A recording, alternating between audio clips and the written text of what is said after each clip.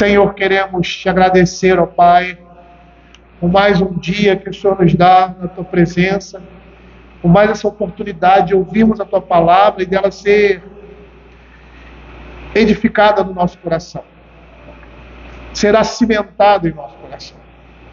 Te pedimos, ó Senhor Deus, que o Senhor esteja nos lembrando, Senhor Deus, nos dando sabedoria para aplicarmos essas coisas em nossas vidas, nos lembrando da tua palavra e da grandiosidade, Senhor Deus, da tua graça, da tua misericórdia na vida do teu povo, Pai. E agora, Senhor, nesse momento, que o Senhor esteja nos conduzindo, Senhor Deus, diante da majestade da tua Escritura, que aponta para ti, para Cristo, como único e Senhor sobre todas as coisas, mediador entre Deus e os homens. Fala ao nosso coração, Pai, e nos dá, Senhor Deus, conforto, alívio e edificação pela tua palavra. Em nome de Jesus. Amém. Queridos, nós estamos expondo ali Marcos, né? Mas eu achei por bem trabalhar um texto também dos evangelhos. Eu estou muito empolgado com os evangelhos. E não sei se vou voltar para Marcos esse ano. Eu estou pretendendo pegar alguns textos, principalmente essa época de final de ano, pontuais ali do Novo Testamento, e expor já há algum tempo. Esse era o meu desejo. Vamos ver se eu consigo fazer isso esse final de ano. Mas eu gostaria de trabalhar com os irmãos um livro que fala sobre um texto que fala sobre a graça de Deus. Todo ele fala, né? Mas de uma forma muito especial. E é um texto que mexe muito comigo. É o texto de Lucas, capítulo 15, verso de 11 a 32. E esse texto, eu já preguei esse texto aqui em determinada ocasião, acho que uns 4 ou 5 anos atrás. Esse texto é dividido em 2 partes. E hoje nós vamos falar só sobre a primeira parte desse texto.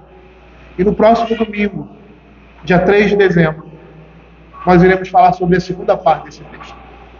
E é a parábola do filho pródigo. Eu gostaria de ler com os irmãos, e aí nós vamos analisar estruturalmente essa parábola, porque ela é muito semelhante, ela é uma narrativa poética, então é muito semelhante à estrutura com o que nós vemos no livro de Provérbios, com os paralelismos e os quiasmos que tem. Então nós vamos ver aqui o autor sagrado trabalhando poeticamente, estruturalmente essa narrativa. E o que acontece aqui também acontece em Gênesis, porque Gênesis também é uma narrativa poética. É um texto narrativo, conta a história de forma poética, no meio de versos, estrofes, rimas e outros artifícios comuns na língua hebraica, na poesia hebraica. Eu gostaria de ler o verso 1 e 2, e depois o verso 11 até o verso 32. Diz assim: aproximavam-se de Jesus todos os publicanos e pecadores para ouvir, e murmuravam os fariseus e os escribas, dizendo: este recebe pecadores e come com eles.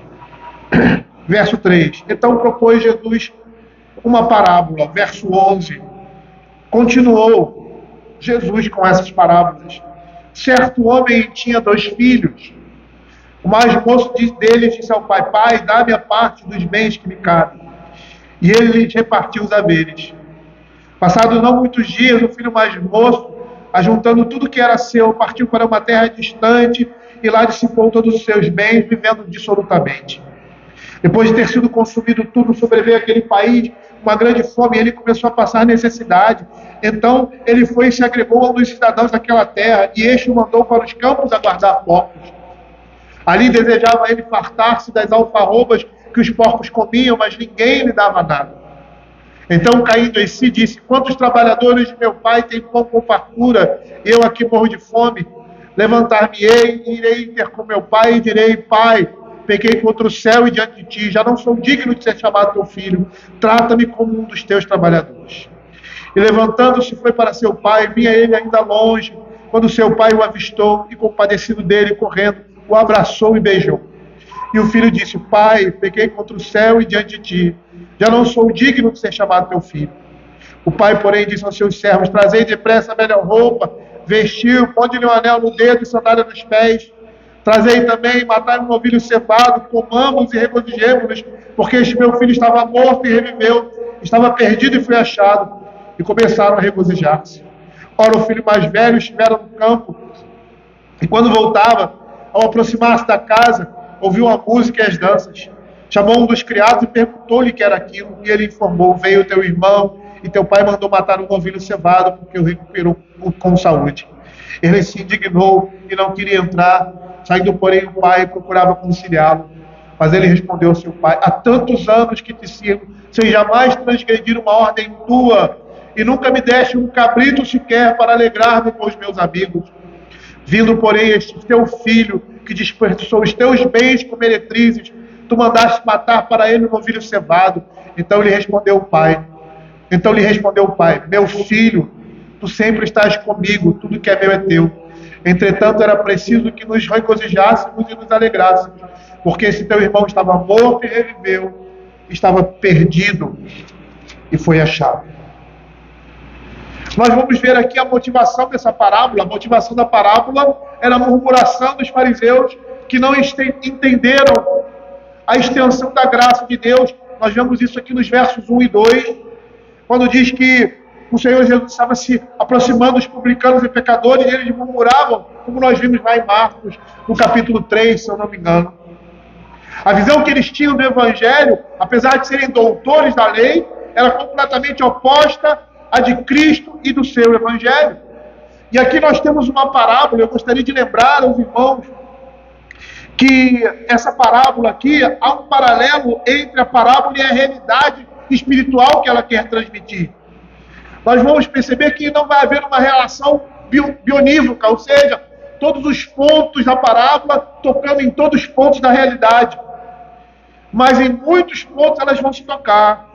Figura e realidade espiritual estarão aqui sendo comparadas. A parábola descreve com vigorosa simplicidade, assim como é Deus, tão bondoso, tão cheio de misericórdia, tão superabundante de amor. Ele se alegra com a volta do filho perdido e, como pai, organiza uma festa de alegria. E dessa forma temos o conteúdo da primeira metade dessa parábola, que tem duas partes. A primeira parte vai do início da parábola até a chegada do filho, da festa que é dada ao filho. A segunda parte vai dali até o final com o outro filho, o filho mais velho. Então nós temos aí essa primeira descrição do filho mais moço, mais novo, e depois, na segunda parte, o protesto do filho mais velho, sendo que é uma parábola só com duas partes, e a ênfase, tanto de uma quanto outra, está no refrão que finaliza essas partes, no verso 24, porque este meu filho estava morto e reviveu, estava perdido e foi achado. E no verso 32, porque esse teu irmão estava morto e reviveu, estava perdido e foi achado. Essa segunda parte que nós vamos ver no próximo domingo está endereçada a homens que parecem como o irmão mais velho, como os judeus, aqui no caso, que se escandalizam com o Evangelho. Os ouvintes do Senhor Jesus estavam na situação desse filho mais velho, que deve decidir se vai seguir o pedido do pai e se alegrar com ele ou não. Nessa parábola, Jesus quer mostrar o ser e o querer de Deus em sua ação de amor para com o pecador que se dispõe à conversão, que se arrepende. E nessa estrutura que nós falamos que é uma estrutura poética, nós temos ali, nessa primeira parte, um filho perdido, verso 12. Pai, dá-me a parte que me cabe. Um filho achado, no verso 24. Então, nessa estrutura paralela, você vai ter a sua contraparte no final da estrutura, tendo no seu meio, aí a gente chama de quiasmo, tendo no seu ponto de toque, o meio dessa estrutura poética que é descrita nessa narrativa, o centro da parábola. Então, o primeiro ponto, o filho é perdido, verso 12, lá no verso 24, o filho é achado. No verso 13, você tem aí os bens gastos com uma vida dissoluta. Lá no verso 23, você tem os bens gastos usados numa alegre celebração. No verso 14, nós temos ali ele completamente perdido, tudo que ele tem se perdeu. No verso 22, você tem tudo sendo restaurado, tudo sendo ganho novamente. No verso 15, nós temos ali o grande pecado, ou seja, estar no meio de porcos. No verso 21, o grande arrependimento. No verso 16, a rejeição total. No verso 20, a aceitação total. No verso 17, a mudança de mente. No verso 18, o arrependimento inicial. Nessa estrutura quiasmática, o ponto focal da parábola é o arrependimento. É o verso 16 e 17. A parábola chama atenção nessa primeira parte para o arrependimento, para a confissão do pecado e para o arrependimento do pecador. Diz assim o verso 12: Pai, dá-me a parte. O mais moço disse ao pai: Pai, dá-me a parte dos bens que me cabem.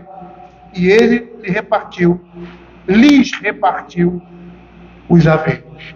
Essa parábola conta com 3 personagens principais. A do verso 12 ao 24, nós vamos ver aqui o pai, o filho mais novo e o filho mais velho. E a palavra se inicia dizendo que certo homem tinha 2 filhos, e que o mais novo diz: Pai, dá-me parte que me cabe dos meus bens. E é interessante porque o contexto cultural dessa parábola vai falar muito ao nosso coração. O que significa isso na cultura? O que significa essa atitude desse jovem diante do seu pai pedindo seus bens? O costume da época determinava repartir a herança somente depois da morte do pai.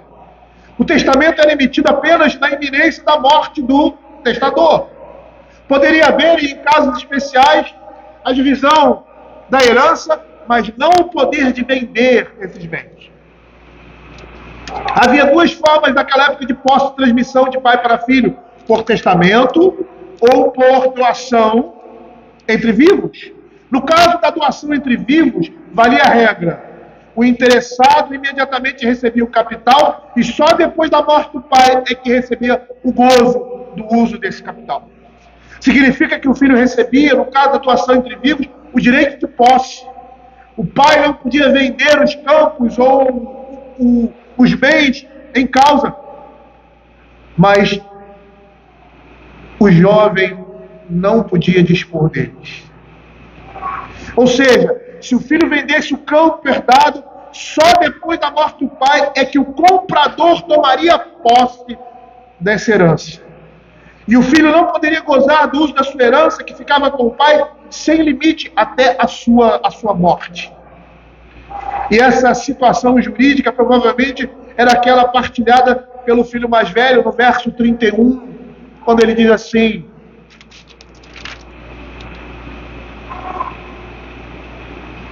Meu filho, tu sempre estás comigo, tudo que é meu é teu. Ainda que o pai exercesse o total gozo do uso dos seus bens, como nós vemos nos versos 22 em diante, né? Quando ele pede para trazer a roupa, colocar o anel, trazer as sandálias, matar um novilho, né?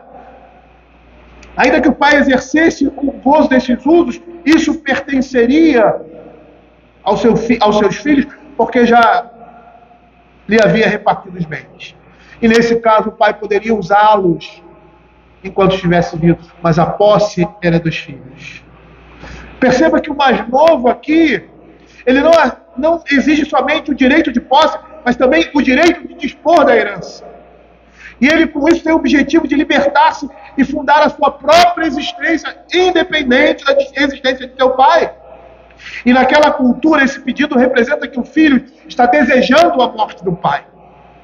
Certo comentarista, Levin, em seu livro As Parábolas e seus antecedentes, em contexto local, escreve: não existe lei ou costume entre judeus ou árabes que dê ao filho direito a uma parte da riqueza do pai, enquanto este, o direito de dispor dela, está vivo.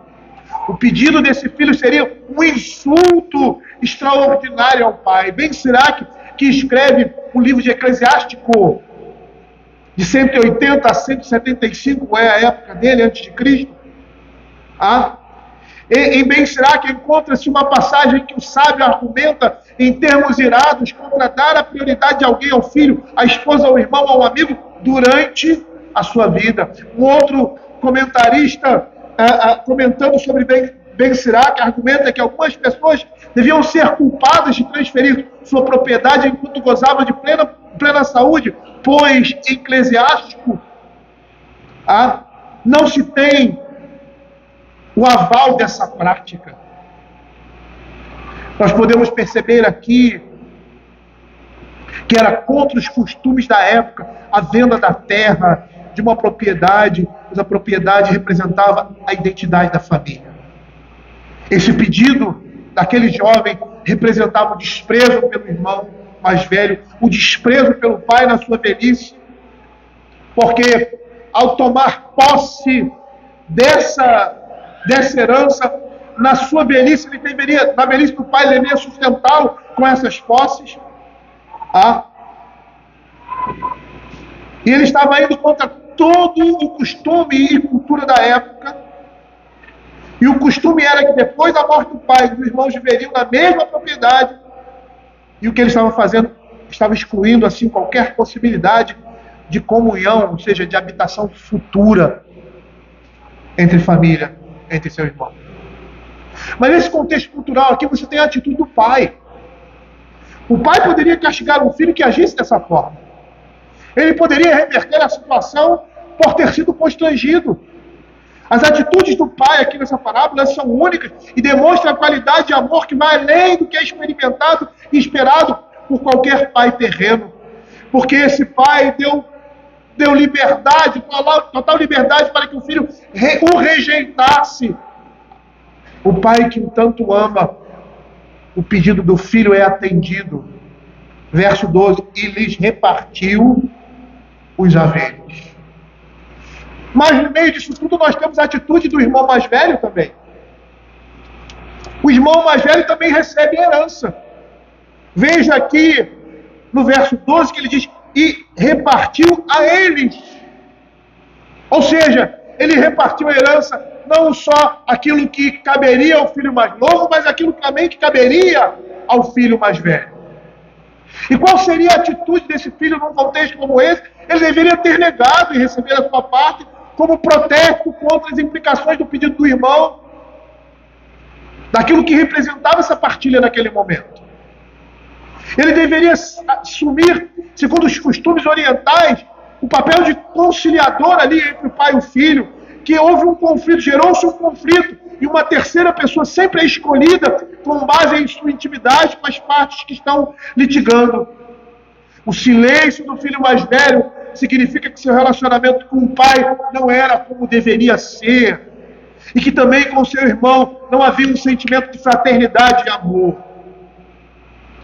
Percebam o que despertou essa parábola foi a murmuração dos fariseus, porque o Senhor Jesus estava indo atrás das ovelhas perdidas da casa de Israel.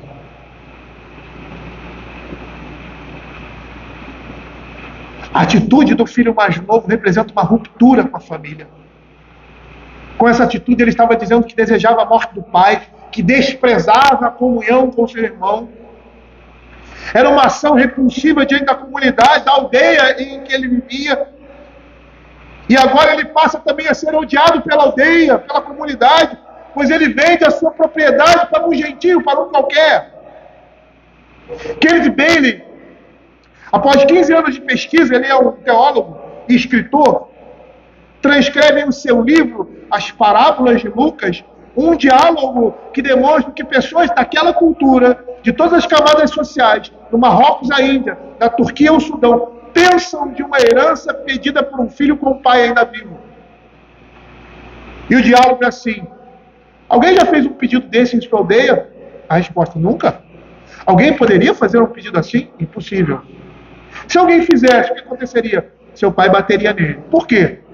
Este pedido significa, ele quer que seu pai morra. O verso 13 a 16 vai mostrar agora a caminhada desse jovem distante do pai, distante da família da fé. Passado não muitos dias, o filho mais moço, ajuntando tudo que era, partiu para uma terra distante e lá dissipou todos os seus bens, vivendo dissolutamente. Depois de ter consumido tudo, sobreveio àquele país uma grande fome e ele começou a passar necessidade. Então ele foi e se agregou a uns cidadãos daquela terra e este mandou para os seus campos aguardar porcos. Ali desejava fartar-se das alfarrobas que os porcos comiam, mas ninguém lhe dava nada. Perceba que o jovem deseja ir para um lugar muito distante, completamente distante possível dos seus familiares, ou seja, dos caminhos do Senhor. Demonstra que ele não quer comunhão, que ele não quer proximidade. Era um jovem orgulhoso que abandonou sua família e, consequentemente, deu as costas às suas origens. Percebam aqui a completa alienação parental da parte desse jovem. Ele rompe completamente a comunhão com o pai. E a Escritura diz que ele vive dissolutamente. Essa expressão no original, assoto, que quer dizer de uma pessoa que leva uma vida desregrada, desordenada, extravagante, provavelmente no pecado. E essa é a acusação que o irmão dele faz, lá no verso 30, vindo porém este teu filho que desperdiçou os teus bens com meretrizes. Esta palavra, azoto ou dissolutamente, tem um peso moral muito grande para nós, e no próprio texto bíblico está relacionada à dissolução, ao pecado. A palavra pode significar, filosófica e teologicamente, a ausência da preservação divina, porque etimologicamente ele é formada por um prefixo grego com sentido de privação, mais um vocábulo que significa sozo, salvar, libertar, preservar. A ideia seria sem salvação, sem libertação, sem cura. Era uma vida desordenada e desregrada, sem a preservação divina. Ele estava entregue a si mesmo. E nós podemos perceber aqui que uma vida ordenada e regrada está sendo preservada por Deus. Porque o contrário também é verdade. Uma vida desordenada e desregrada está entregue a si mesmo. E qual a consequência dessa vida desordenada e desregrada? Leva-o a guardar porcos? Em uma canção que eu gosto muito, do Cante o Verbo, o Retorno, que é uma canção que se refere a essa parábola.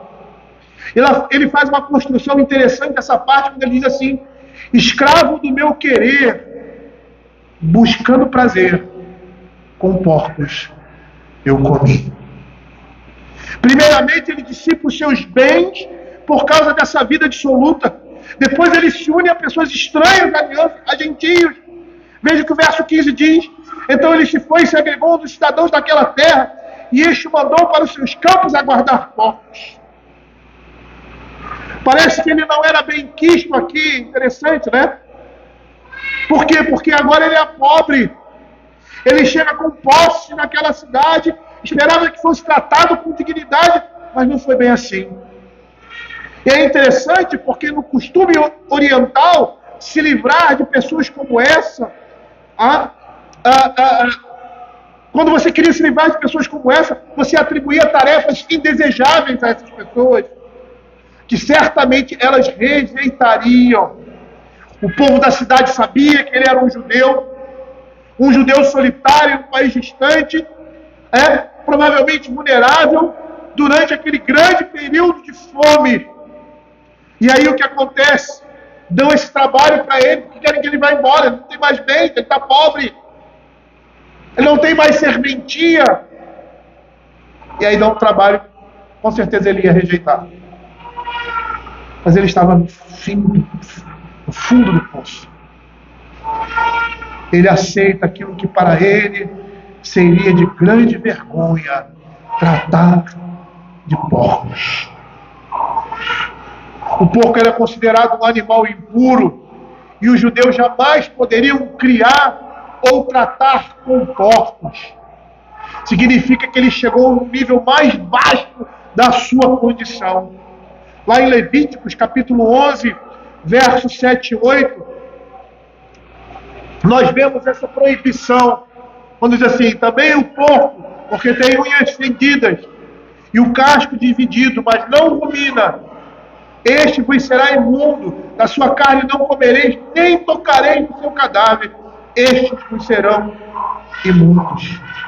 Dessa forma, ele é obrigado a renegar a religião por completo, porque essa condição o impedia de guardar o dia do Senhor, o sábado.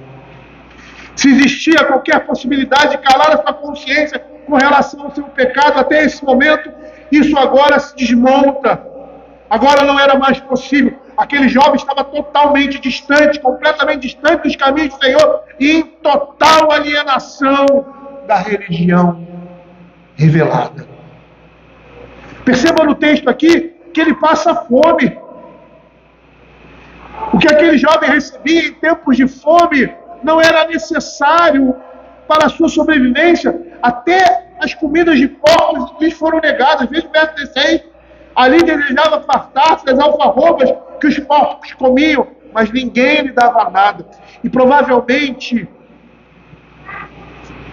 o que nós temos aqui, não posso falar com precisão, mas é o pior tipo de comida que ele estava desejando comer. Havia dois tipos de alfarrobas naquele tempo.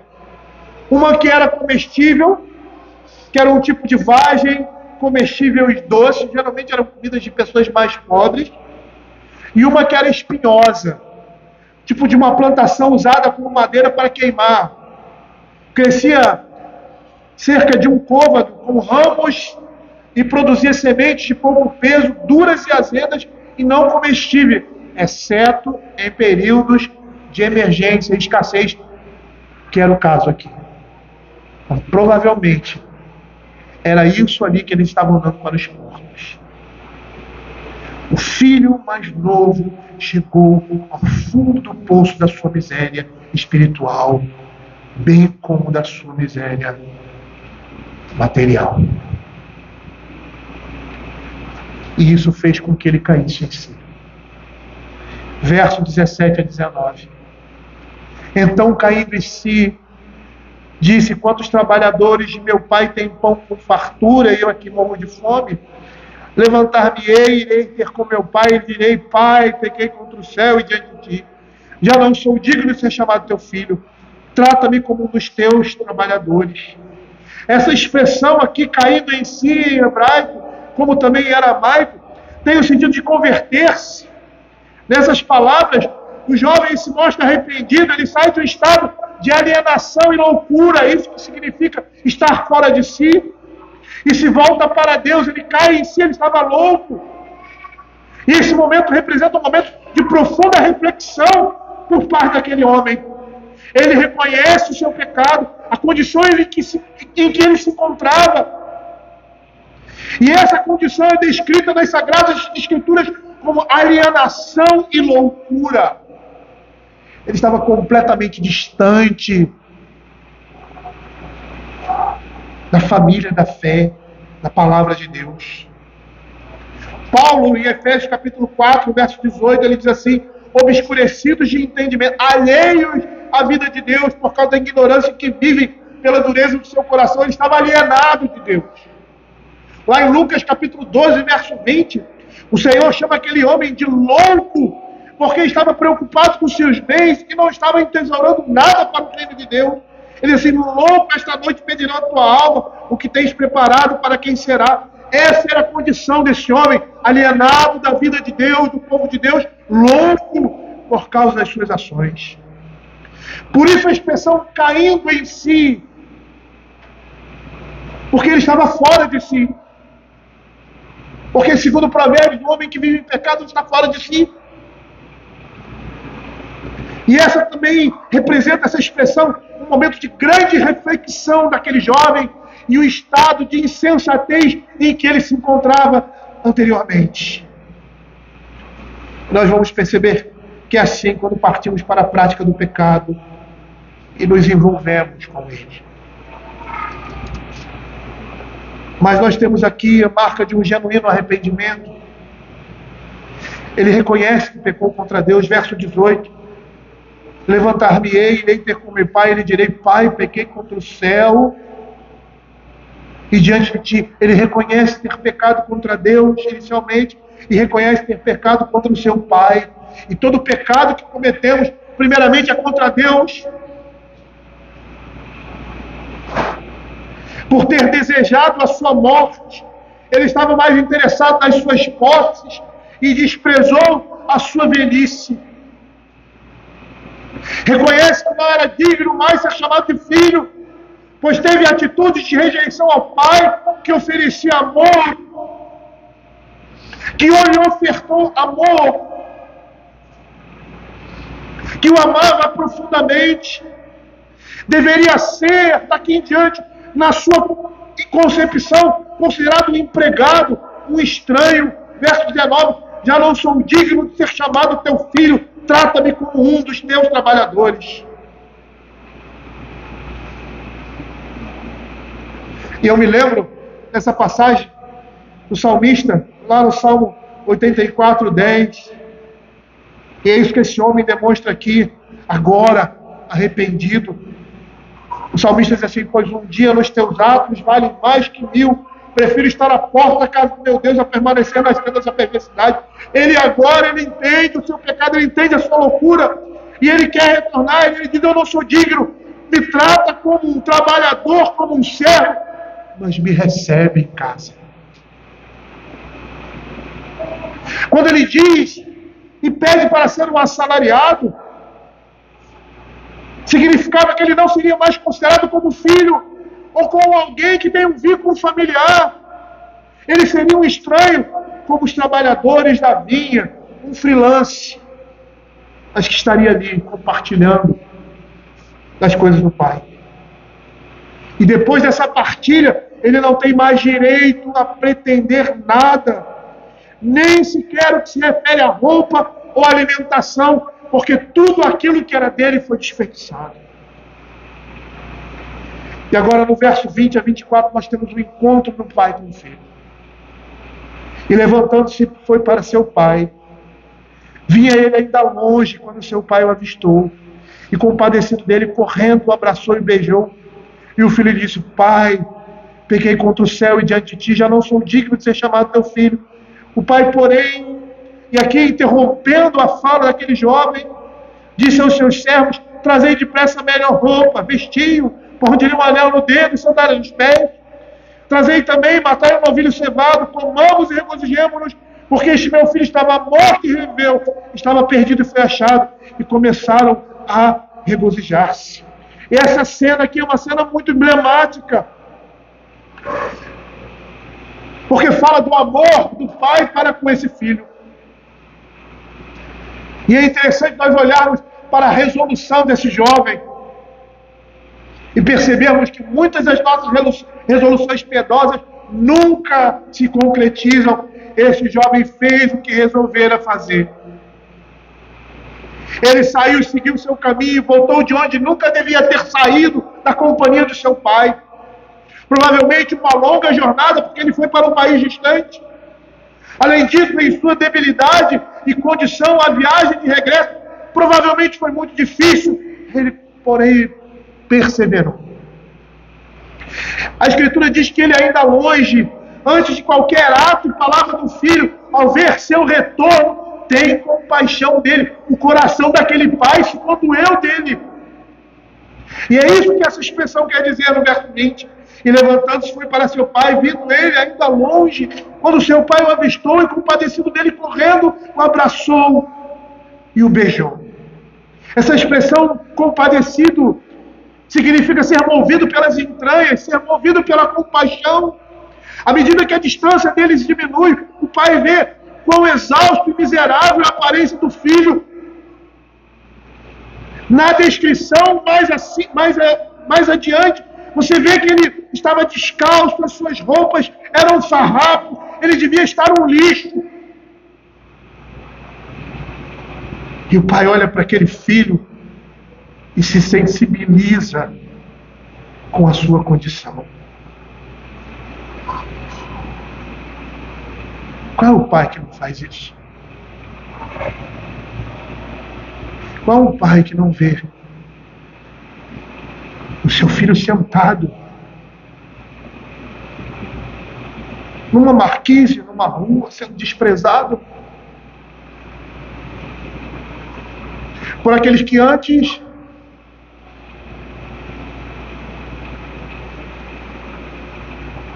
o consideravam por causa do pecado? Foi dessa forma que aquele pai olhou para o filho. E o filho desperta essa compaixão. Ele interpreta o regresso do seu menino no sentido mais favorável. O moço estava arrependido. Ele está triste pelo que fez. E quão intensamente esse pai ama o seu filho. Nós poderíamos dizer que muito mais agora, ao vê-lo nessa condição. Que pai é que não se compadece da miséria do filho? Mas mesmo que isso possa acontecer, nosso Deus é aquele que não despreza aqueles que são seus. Lá no Salmo 27, verso 10, diz assim: porque se meu pai e minha mãe me desampararem, o Senhor me acolherá. Isaías 49:15 diz: acaso pode uma mulher esquecer do filho que ainda mama, de sorte que não se compadeça do seu filho, do filho do seu ventre? Mas ainda que essa viesse a esquecer dele, eu todavia não me esquecerei de ti. E o que nós estamos vendo aqui são duas coisas: o orgulho do estado do filho na partida e a humilhação no retorno, a tristeza do pai em vê-lo partir e agora a alegria como passiva do seu retorno. Mas essa demonstração de amor não para por aí. O seu retorno à aldeia traria sérias consequências.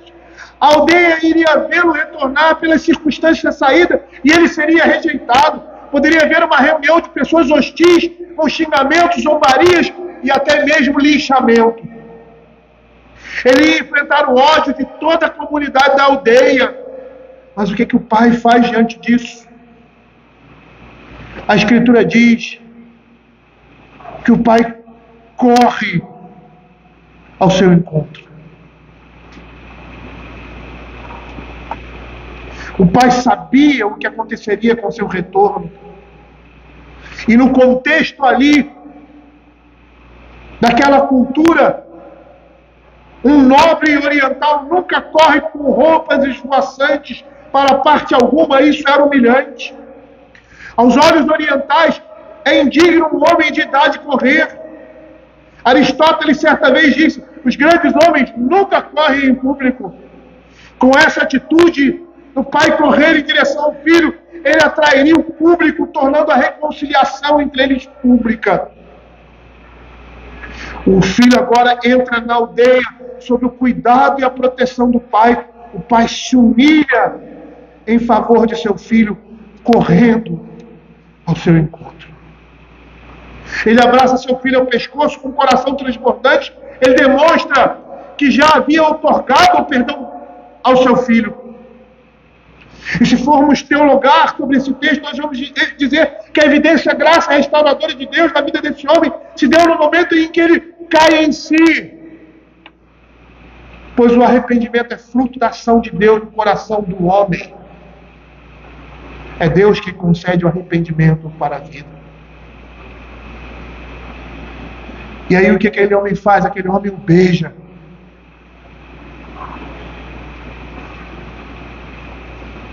Na cultura judaica, o beijo representa reconciliação e perdão diante de toda a comunidade. E levantando-se Levantando-se, foi para seu pai.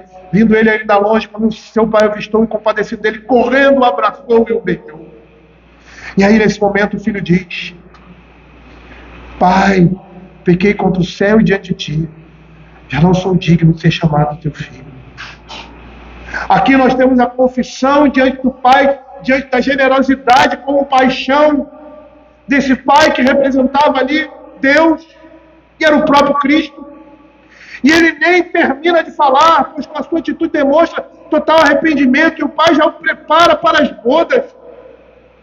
O filho não precisou falar muitas coisas para despertar a misericórdia do pai. A confissão diante dele confirma a sua atitude de arrependimento e pesar pelo pecado cometido.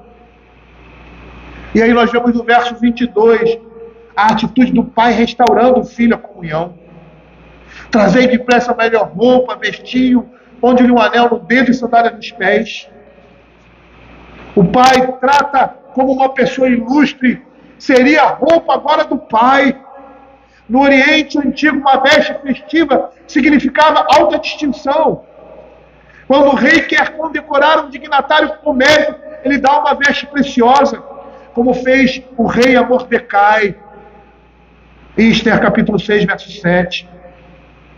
Pôr a nova veste é figura de tempo de salvação. Quando os convidados chegassem e o vissem vestido com a roupa do pai, seria assegurada a aceitação daquele jovem agora nessa comunidade. E quando nós percebemos o que essas vestes representam, tanto lá no Éden como agora, como diz Isaías 61, verso 10, regozijar-me-ei muito no Senhor, a minha alma se alegra no meu Deus, porque me cobriu de vestes de salvação e me envolveu com manto de justiça, como noiva que se adorna de turbante, como a noiva que se enfeita com as suas joias.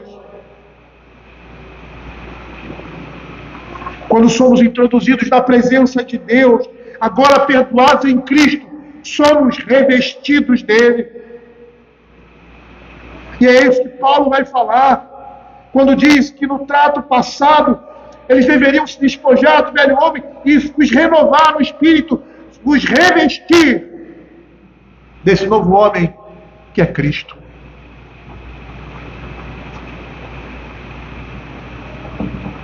Mas esse perdão, esse retorno à comunhão, não é só demonstrado por uma veste, mas também por um anel que é colocado no dedo. E o anel representava a marca da família, significava uma assinatura, um símbolo de pertencer, um selo. Como aquele que nos é dado no Espírito. Paulo fala em Efésios 1, 13, 14, que também vós, depois que ouviste a palavra da verdade, o evangelho da vossa salvação, tendo nele o Cristo, foste selado com o Espírito da promessa, o qual penhor da vossa herança. E esse anel representava que ele fazia parte agora da família. 1 Pedro 2,9, vós, porém, sois raça eleita, sacerdócio real, nação santa, povo de propriedade exclusiva de Deus. E entregar um anel sinete significava dar plenos poderes.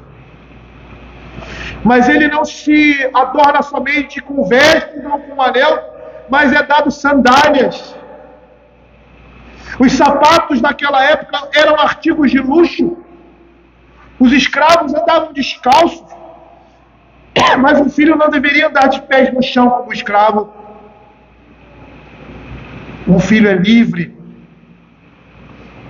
Nós somos livres em Cristo Jesus. A palavra do Senhor diz que Ele nos libertou do império das trevas e nos transportou para o reino do Filho do seu amor. Diz também lá em João capítulo 8, 36, se o Filho vos libertar, verdadeiramente sereis livres. E é isso que significa essa sandália nos pés. E por fim, trazei e matai um novilho selado. E é interessante que para ocasiões especiais, como as bodas, matava-se um bezerro, significando uma festa de alegria para casa e amigos. E essa era uma festividade de recepção do filho que retornou à comunhão da mesa. E as 3 ordens, portanto, representam a publicação do perdão e do estabelecimento da condição do filho: dar novas vestes, dar um sapato e dar um anel. Trata-se da ressurreição do morto, da graça de Deus em receber sem reservas um pecador que se arrepende, pois sem arrependimento não há salvação. A Escritura vai nos dizer que estávamos mortos nos nossos delitos e pecados, mas Deus, sendo gracioso e com a sua misericórdia, nos resgatou, porque o Filho do Homem veio buscar e salvar o perdido. Deus aqui se mostra tão bondoso, tão gracioso, tão cheio de misericórdia e superabundante em amor. E muitas vezes nós pensamos que para nós, os filhos, o Senhor trata com menos amor e graça. Quando somos salvos do mundo, Deus mostra a sua graça. Quando caímos em pecado, estamos na família da fé agora, por vezes, nós nos sentimos exilados de Cristo.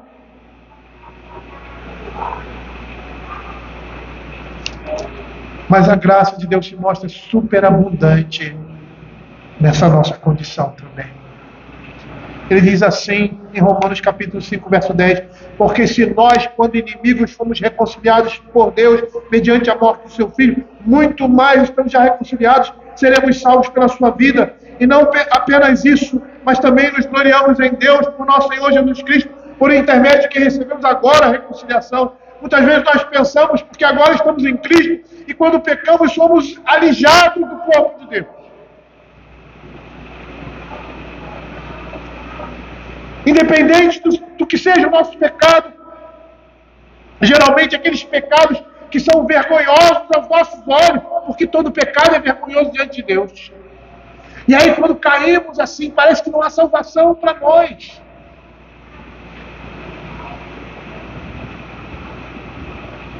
Mas a Escritura está dizendo, se antes como inimigos fomos reconciliados, agora como filhos, não seremos trazidos a harmonia, a paz com Cristo? Muito mais agora. Não é assim. O Senhor se alegra com o filho perdido que volta ao colo do Pai, que se arrepende e busca o perdão de Deus, que busca verdadeiramente o perdão de seus pecados.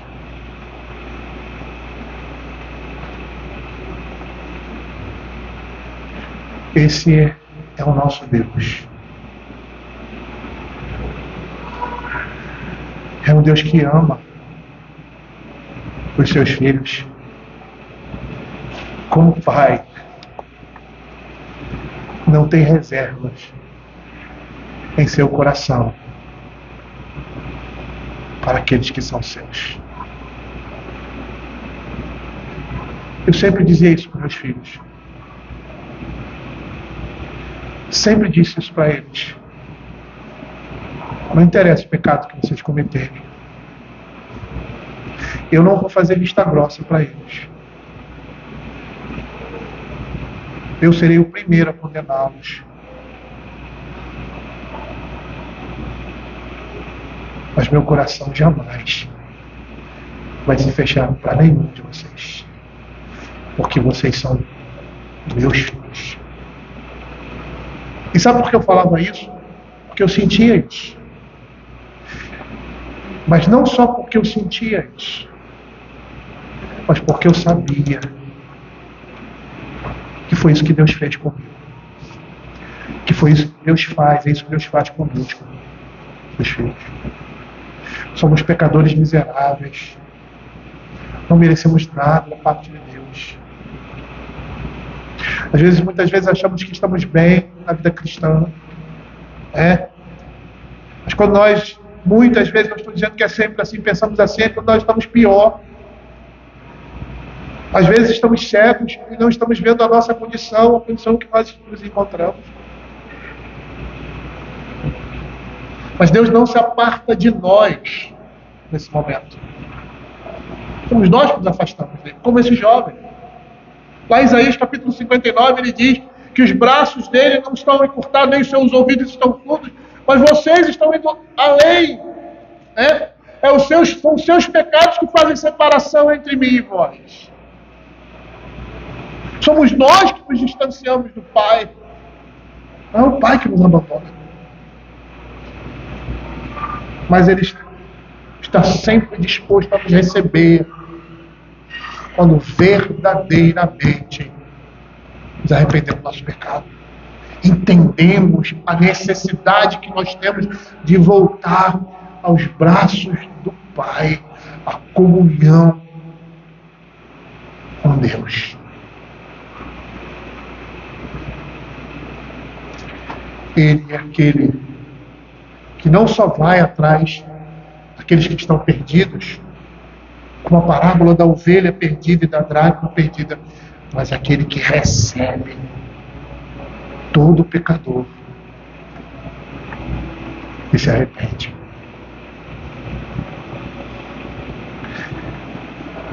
Essa é uma das parábolas mais belas da Escritura. Eu às vezes até me arrependo das coisas que eu falo assim, porque a gente se depara com outro texto tão maravilhoso quanto. Mas aqui nós vemos o coração de um pai que não mede esforços em buscar o seu filho. Ele se humilha como Cristo se humilhou em nosso favor. E agora nos recobre da sua proteção e do seu cuidado, de tal forma que somos aceitos diante de Deus por meio de Cristo.